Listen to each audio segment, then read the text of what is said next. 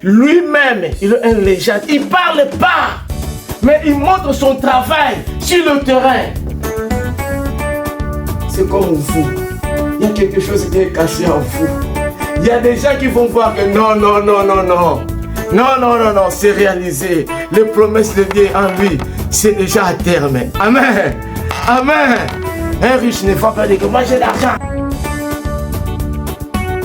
Il a envoyé le prophète, ça n'a pas atteint. Il a envoyé le prophète, ça n'a pas atteint.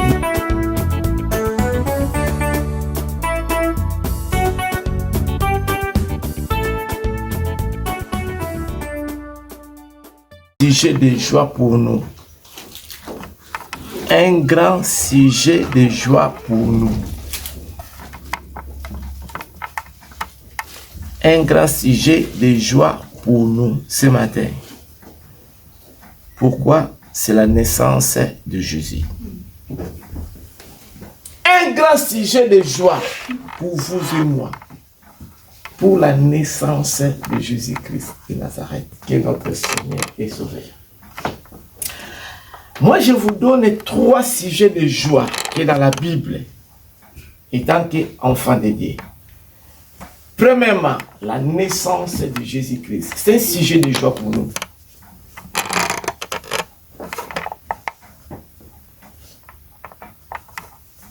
La mort de Jésus-Christ sur la croix. Parce qu'à travers sa mort, il nous a rachetés à un grand prix. Sa mort, c'est un sujet de joie. Sa résurrection, c'est un sujet de joie. Parce que si aujourd'hui nous avons cette fierté-là, de dire que je suis un chrétien, parce que Jésus-Christ est bel et bien ressuscité. Amen.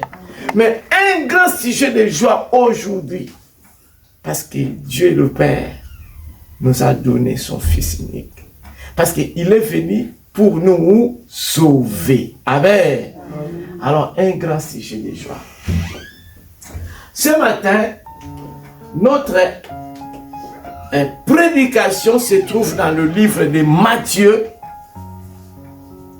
1, 18 à 25. C'est là où nous allons lire, c'est là où nous allons partager, et c'est là où ça sera notre message de ce matin. Matthieu 1, attends un peu avant de lire. C'est là où nous allons partager notre prédication de ce matin. Mais, avant de partager cette prédication de Matthieu, j'ai voulu quand même parler de l'introduction de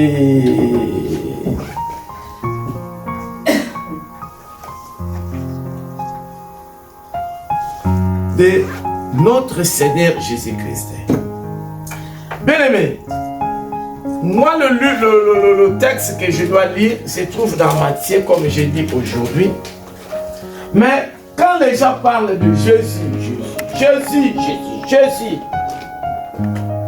Jésus-Christ, il est venu, comme j'ai dit, pour venir nous sauver. Il a envoyé le prophète, ça n'a pas tenu. Il a envoyé le prophète, ça n'a pas tenu. Lui-même, il s'est incarné à son Fils qui est Jésus-Christ pour venir nous sauver. Alors, Jésus-Christ, il est venu pour sauver l'humanité, pour que nous soyons sauvés. Quand on dit Jésus, que veut dire Jésus? Jésus, c'est notre sauveur. Jésus veut dire notre sauveur.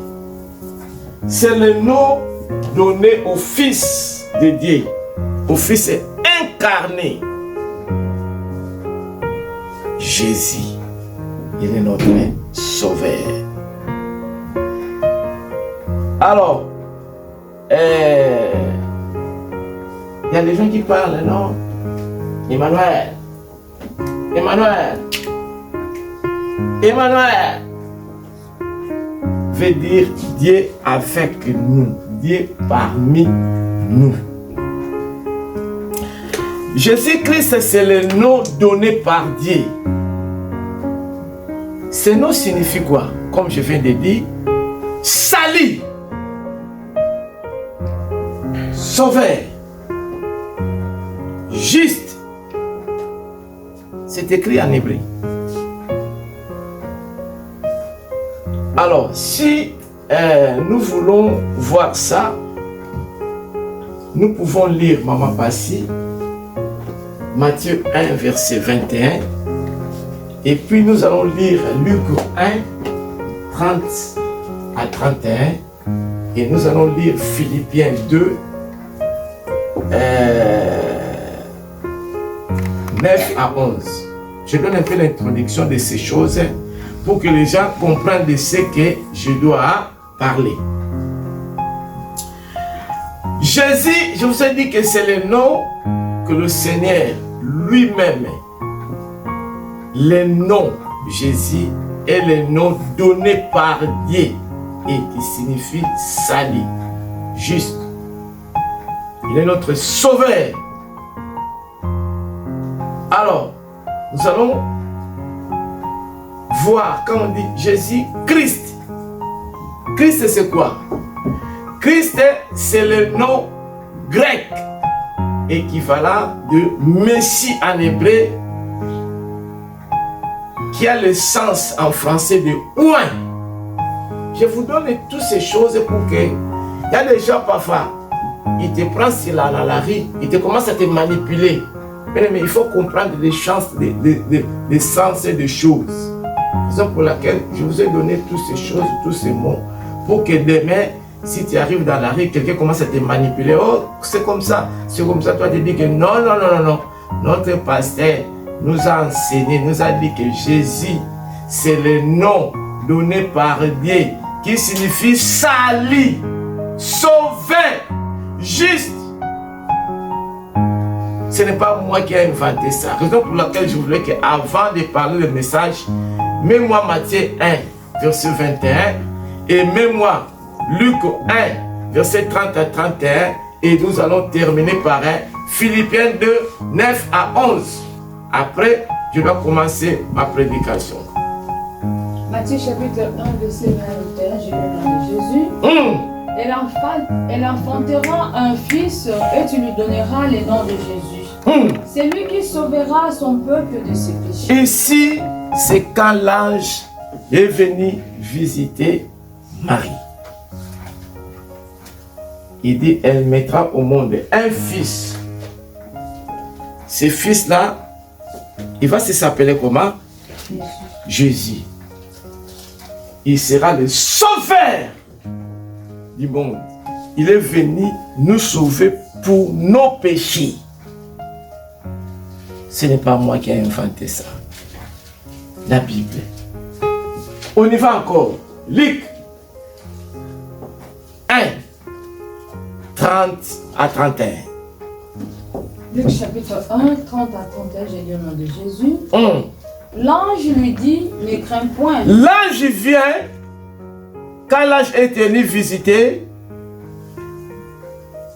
Marie, et Joseph ne voulait pas se marier avec Marie parce qu'il était déjà enceinte. Il dit, ne crains point. Viens, continue maman. L'ange lui dit, ne crains point Marie, car tu as trouvé grâce devant Dieu. Tu as trouvé grâce devant Dieu. Ce n'est pas tout le monde qui a cette grâce-là, mais toi, tu as trouvé grâce. Et voici, tu deviendras enceinte et tu enfanteras un fils et tu lui donneras le nom de Jésus. Voilà. Marie, elle était vierge. Je dois expliquer ça. Elle n'avait pas le mari parce qu'elle était fiancée avec Joseph. Mais elle devrait être conçue par le Saint-Esprit. Mais il dit, comment ça se passera? Moi, je n'ai jamais connu d'homme. Il dit, ne crains pas. Tu seras enceinte par la vertu du Saint-Esprit. Et tu mettras un enfant au monde qui s'appellera Jésus. Philippiens 2, Philippiens 2, 9 à 11, je lis au nom de Jésus. C'est pourquoi aussi Dieu l'a souverainement élevé et lui a donné le nom qui est au-dessus de tout nom. Afin qu'au nom de Jésus, tout genou fléchisse dans les cieux, sur la terre et sous la terre. Et que toute langue confesse que Jésus-Christ est Seigneur à la gloire de Dieu le Père. Amen. Bien-aimé, l'exaltation de Jésus, c'est le plus, parce qu'il possède l'éternité, toute éternité. Il possède, il a le nom qui est au-dessus de tous les noms. Ce n'est pas moi, c'est la Bible. C'est pourquoi Dieu l'a élevé. Pourquoi? Il a choisi. Jésus était humilié, il était maltraité, il était battu. Mais il était obéissant jusqu'à la mort et à la mort sur la croix pour que toi et moi, nous soyons sauvés. Raison pour laquelle le Seigneur l'a hautement pris. Le Seigneur lui a donné la place haute. Il lui a donné le nom supérieur à tous les noms.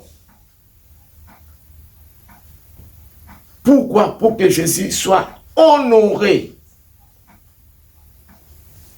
d'entre le vivant, dans le ciel, sur la terre, sous la terre. La Bible dit, il a donné à Jésus le nom qui est au-dessus de tous les noms. Dans le nom de Jésus, tout genou fléchira et toute langue confessera, va proclamer la gloire de Dieu le Père, parce que le Jésus est Seigneur. Bien-aimé, il n'y a pas le salut à aucun autre nom. Je vous dis la vérité. La Bible dit, dans le ciel, sur la terre, le nom qui nous a été donné pour que nous soyons sauvés, c'est le nom de Jésus-Christ de Nazareth. Amen. Si quelqu'un vient, il vous trouble, il vous trompe, oh, tu vois, le nom de Kaltata, le nom de Taltata, non. L'intermédiaire qui nous amène au Père, c'est Jésus de Nazareth.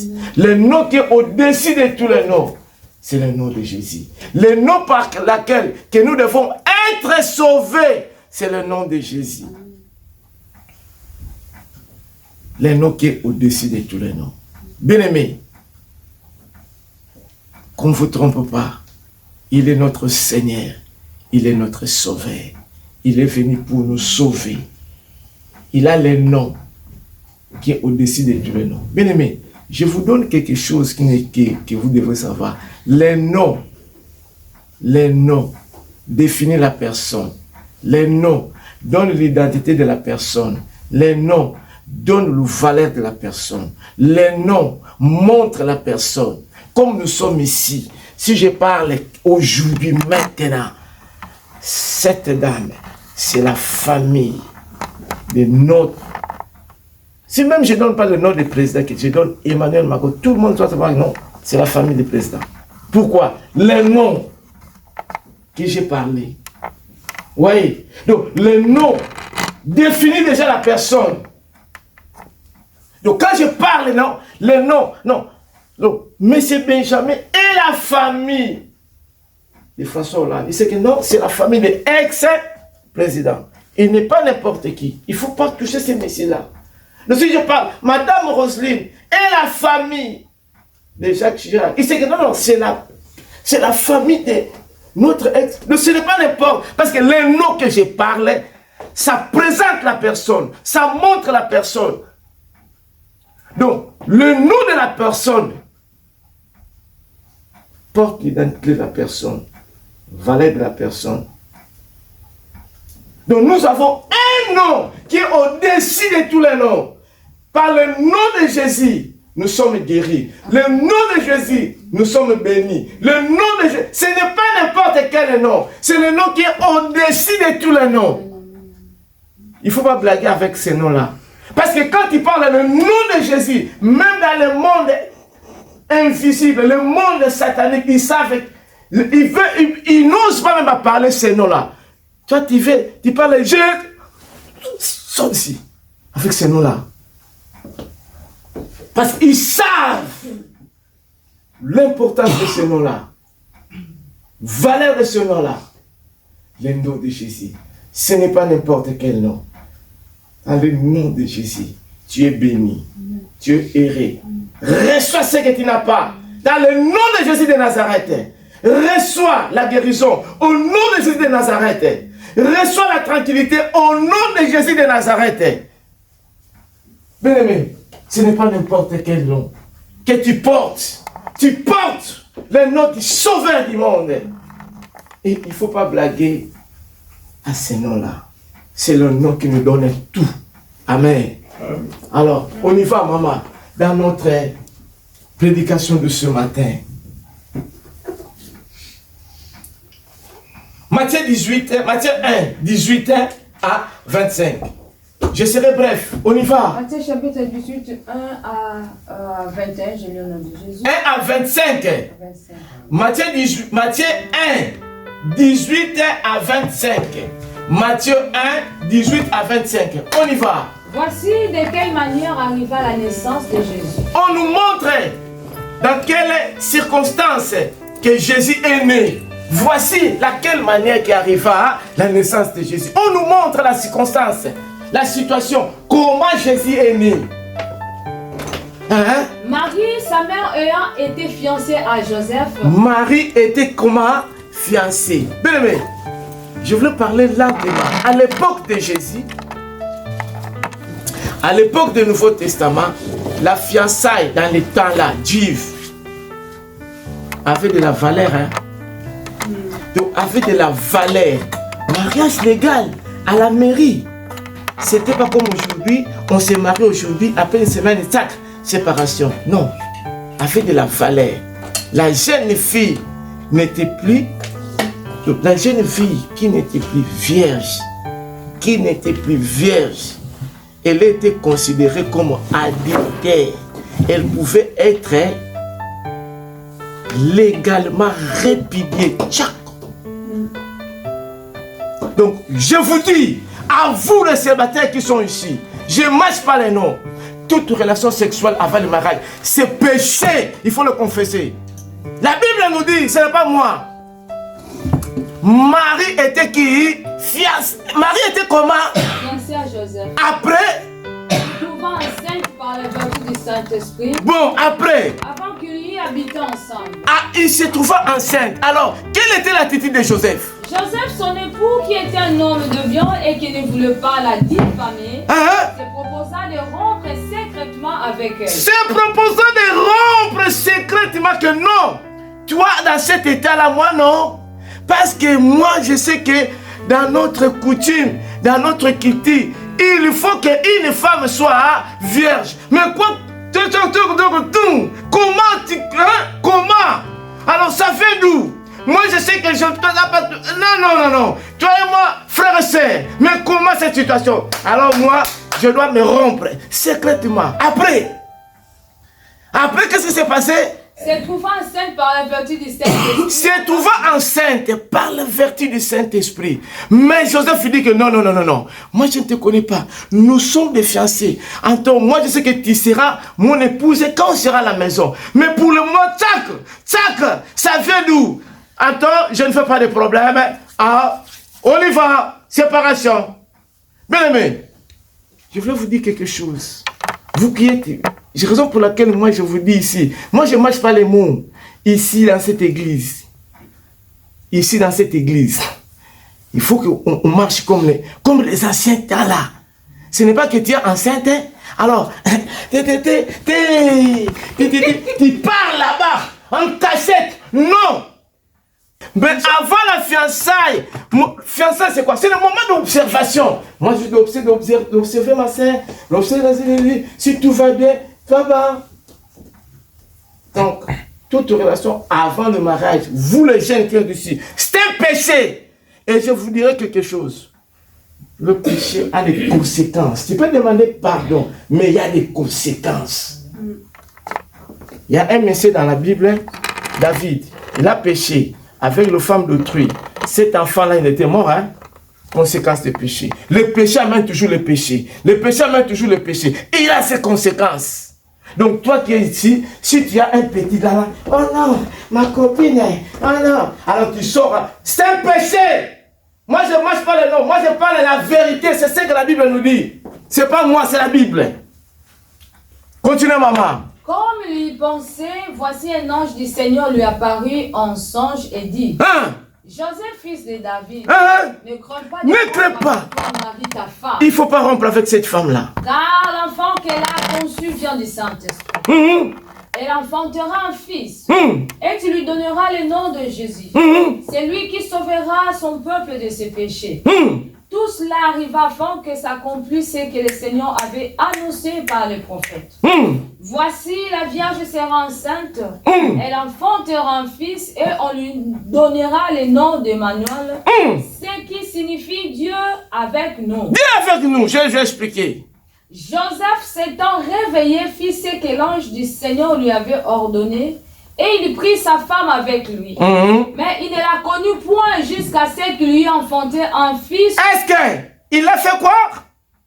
Il l'a quoi? Il ne l'a connu point. Est-ce que vous avez écouté ce que je viens de dire? Hein? Il ne l'a connu point. Hein? Jusqu'il lui enfanté un fils. Auquel il donna le nom de Jésus. Voilà. Bien-aimés, ce matin, je voulais vous dire quelque chose. Cette promesse-là, c'était de l'ancien temps. L'accomplissement des promesses de Dieu pour son peuple est certain. Bien-aimé, ce que Dieu a dit pour toi, ça s'accomplira. Quel que soit le temps, quelles que soient les circonstances, quelles que soient les situations, au nom de Jésus de Nazareth. C'était prédit, bien-aimé, c'était prédit il y a longtemps. Il y a longtemps. Les prophètes disaient, le Seigneur va envoyer, le Seigneur. Et jusqu'à ce que cette promesse s'est accomplie. Qu'est-ce que je voulais dire par là? Gardons nos yeux fixés vers Jésus. Pourquoi?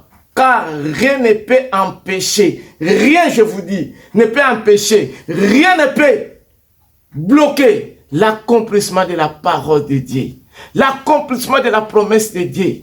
Ce que Dieu a promis pour toi, ce que Dieu a pensé pour toi, il accomplira. La Bible nous dit, rien n'est impossible à Dieu. Luc 1, 37. Rien n'est impossible à Dieu. Ce que Dieu a promis pour toi, il accomplira. Quelles que soient les circonstances, quelles que soient les situations, quels que soient les blocages du diable, quels que soient les blocages, au nom de Jésus, ce que Dieu a promis pour toi, ce que Dieu pense pour toi, ce que Dieu organise pour toi, ce que Dieu planifie pour toi, cela s'accomplira. Quel que soit le temps, quelles que soient les circonstances, quelles que soient les situations, dans le nom de Jésus de Nazareth. Bien-aimé, dans le livre d'Habakkuk 2, mets-moi ça mon grand, versets 2 et 3, la Bible nous dit, maman, lis-moi Habakkuk. Habakkuk chapitre 2, 2 à 3, je demande à Jésus. L'Éternel m'adressa la parole et il dit, écris la prophétie. Écris la prophétie. Grave-la sur des tables. Grave-la sur des tables de ton cœur. Qu'on la lise couramment. Afin qu'on la lise couramment. Car c'est une prophétie dont le temps est fixé. C'est une prophétie dont le temps est fixé pour toi. Elle marche vers son terme. Elle marche vers son terme. Elle ne mentira pas. Elle ne mentira pas. Si elle tarde. Elle te tarde. Attends-la. Elle s'accomplira. Elle s'accomplira. Elle s'accomplira certainement. Amen. Bien-aimés, ne vous en faites pas. Ne vous en faites pas. Quel que soit le temps, quelles que soient les circonstances, quelles que soient les situations, ne vous en faites pas. La promesse de Dieu pour toi, ma sœur, ça s'accomplira. Ça s'accomplira. Ça s'accomplira. Au nom de Jésus de Nazareth. Amen. Fixe tes yeux vers Jésus. Fixe tes yeux vers le Sauveur. Fixe les yeux vers ton Créateur. Amen. Et la foi, et l'espérance, et la persévérance, quel que soit le temps, quel que soit le temps, Bien-aimés, je voulais vous dire quelque chose. Est-ce que vous avez déjà vu un riche? Comment ça se montre à des gens qui... Moi, je suis riche. Moi, je suis riche. Moi, je suis riche. D'habitude, des gens qui sont riches, ils se cachent. Hein? Ils n'aiment pas que les gens savent que non, il a l'argent. C'est lui le responsable de l'éclair. Non, non, non, non, non. Les gens, ah, tu vois cette dame-là, c'est la fille de M. Leclerc. Mais lui-même, le M. Leclerc, parfois, on ne les voit pas. On voit seulement ses actions. Amen. Amen. Les gens qui sont honorés, l'exemple de Messi, exemple de Ronaldo. Est-ce que vous voyez même Ronaldo faire que moi je sais jouer au foot. Moi je sais jouer au foot.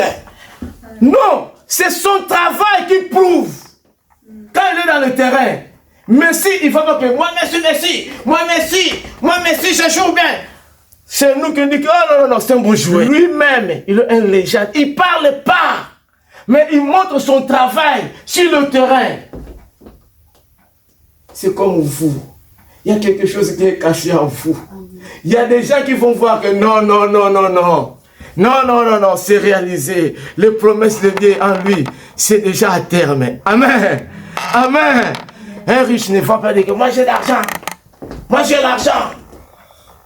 Toute la France, c'est moi qui commande. Non, non, non, non, non, non. Bien-aimé. Bien-aimé, non, non, non, non. Je voulais vous dire quelque chose. Il y a quelque chose en toi qui va fleurir demain. Amen. Mais garde silence. Amen. Dans le silence, c'est là où le Seigneur agit. Amen. Maman, prends-moi Ésaïe 9, 6. Ésaïe 9, 5 à 6. Ésaïe chapitre 9, verset 5 à 6, je vais de Jésus. Ésaïe 9, 5 à 6. Car un enfant nous est né, un fils nous est donné, et la domination reposera sur son épaule. La Bible nous dit, car un enfant nous est né, après un fils nous est donné. Ce matin, le Dieu Tout-Puissant nous donne un fils bien-aimé. Il est venu pour nous sauver. C'est à nous maintenant d'ouvrir nos cœurs pour les recevoir. Amen. Amen. Est-ce que tu as reçu déjà Seigneur Jésus dans ton cœur? Comme Seigneur, comme Sauveur. Un enfant nous est né, un fils nous est donné pour que vous et moi, nous soyons sauvés. Un grand sujet de joie aujourd'hui pour toi, bien-aimé. Tu es en vie, toi qui écoutes ce message. Un grand sujet de joie. Un enfant nous est donné. Un fils, il est là pour que vous et moi, nous soyons sauvés. Continuez, maman. On l'appellera admirable. On l'appellera admirable. Conseiller. Dieu puissant. Dieu puissant. Père éternel. Prince de paix. Donné à l'empire de l'accroissement. Bien-aimé, un enfant nous est né. On l'appellera qui? Admirable. Dieu puissant. Puissant. Comme je vous ai dit, les noms qui a la puissance au-dessus de tous les noms. Admirable. Et une paix sans fin au trône de David. Bien-aimé, une paix sans fin. Ce matin, si tu reçois Jésus-Christ, tu as la paix. Amen. La tranquillité. Sans fin. Et à son royaume. La fermer et les soutenir par le droit et par la justice. De maintenant et à toujours. Voilà ce que fera les ailes de l'Éternel des armées. Bien-aimé, ce matin, acceptez-les dans ta vie. Ce matin, acceptez-les dans ta vie. Accepte-le dans ton cœur. Comme ton Seigneur, comme ton Sauveur. L'unique. Ça sera le plus beau cadeau de Noël. Amen. Amen. Le plus beau cadeau qu'il n'a jamais reçu. Le plus beau cadeau que nous n'avons jamais reçu. Bien-aimé, le plus beau cadeau, reçois ton Seigneur ce matin. Tu as la paix, tu as la joie, tu as toutes choses en toi. Il y a des gens qui ont l'argent, mais ils n'ont pas la paix. Ils n'ont pas. Mais aujourd'hui, la paix se trouve dans tes mains, dans le nom de Jésus de Nazareth. On l'appellera admirable. Dieu tout-puissant. Dieu tout-puissant. Bien-aimé, tout-puissant. Il est là. Un cadeau pour nous ce matin. On peut te donner des fleurs, mais ça va partir. On peut te donner l'argent, ça va terminer. On peut te donner des voitures, ça peut se gâcher. Mais le cadeau extraordinaire de ce matin, c'est Jésus-Christ de Nazareth, qui est notre Seigneur et notre Sauveur. Maman, lis-moi 1 Pierre. 1 Pierre 2, verset 3 à 7. 1 Pierre chapitre 2, 3 à 7, je vais dans Jésus. Ah. Par cupidité spirituelle et pure de la parole. Bien-aimé, Jésus-Christ est un enfant. Nous allons le désirer comme le lait spirituel pur. Quand on le pille, c'est pour grandir et pour qu'on parvienne au salut. Alors, commencez par toi. En effet, vous avez constaté comment le Seigneur est bon. Bien-aimé, le Seigneur est bon. 1 Pierre 2. Si vous avez goûté que le Seigneur est bon, approchez-vous de lui, pierre vivante. Approchons-nous de lui, pierre vivante. Rejeté par les hommes. Approchons-nous ce matin de Jésus, pierre vivante. Lui qui était rejeté. Mais nous, le Seigneur nous a donné pour que nous soyons sauvés. Mais choisi et précieux devant Dieu. Choisi et précieux devant Dieu. Pour que vous et moi, nous soyons sauvés.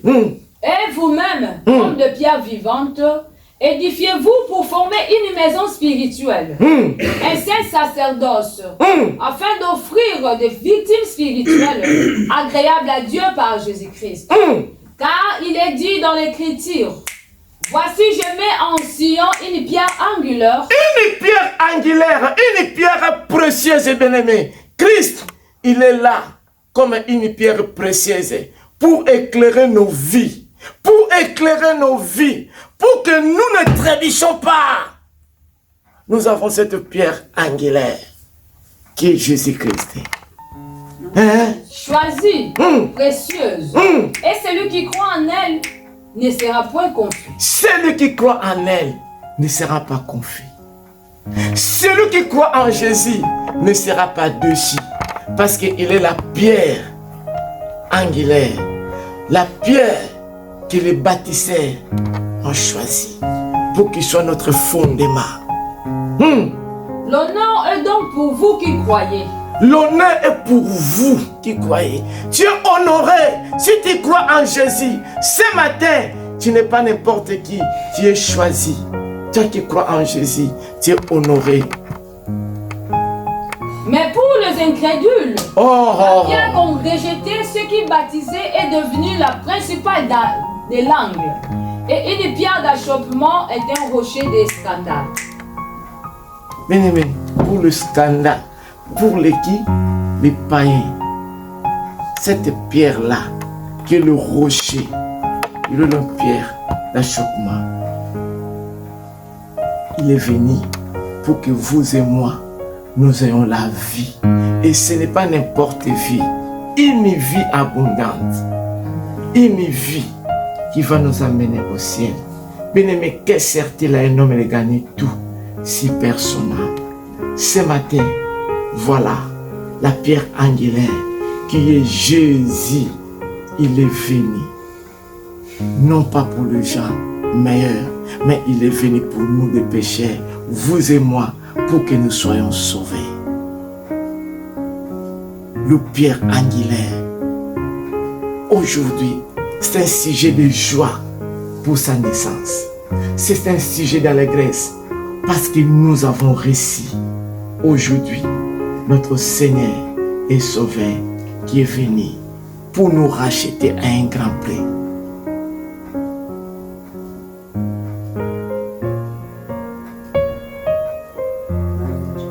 Amen. Nous allons lire le dernier verset. Il se trouve dans Luc. Nous allons lire Luc. Luc 1, verset 45.